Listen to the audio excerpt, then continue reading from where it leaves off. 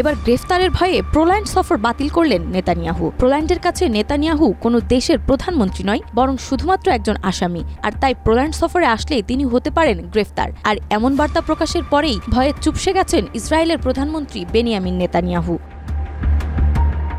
পোল্যান্ডের উপপররাষ্ট্রমন্ত্রী লাদিস্লো বার্তোজেউস্কি দেশটির সংবাদ মাধ্যম রিজেক পসপলিটাকে দেওয়া এক সাক্ষাৎকারে জানান, এখানে এলে গ্রেফতার হতে পারেন। এমন সতর্কবার্তার পর পোল্যান্ড সফর বাতিল করেছেন নেতানিয়াহু।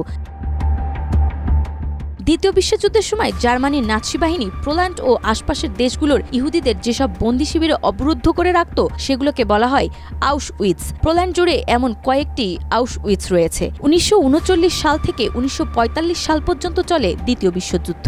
এই ৬ বছরে পোল্যান্ডের আউশউইটসগুলোতে হত্যা করা হয় প্রায় ১০,১০,০০০ ইহুদিকে। নিহত এই ইহুদিদের প্রায় সবাই পোল্যান্ড এবং সাবেক সোভিয়েত ইউনিয়নের বাসিন্দা ছিলেন।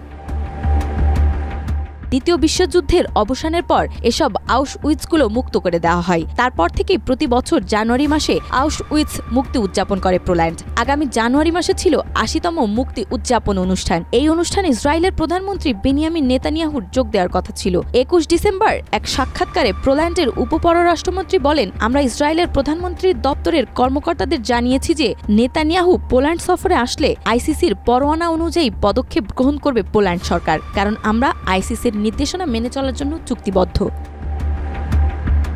এই বার্তা দেওয়ার পরে ইসরায়েলের সরকার জানিয়েছে নেতানিয়াহু এবার পোল্যান্ড যাবেন না। ফিলিস্তিনের গাজা উপত্যকায় নির্মম সামরিক অভিযান পরিচালনার নির্দেশ এবং সেখানকার বাসিন্দাদের খাবার, পানি ও ঔষধ থেকে বঞ্চিত করার অভিযোগে গত নভেম্বরে নেতানিয়াহু এবং ইসরায়েলের সাবেক প্রতিরক্ষামন্ত্রী ইয়োয়াফ গ্যালেন্তের বিরুদ্ধে গ্রেফতারি পরোয়ানা জারি করেন আন্তর্জাতিক অপরাধ ট্রাইব্যুনাল।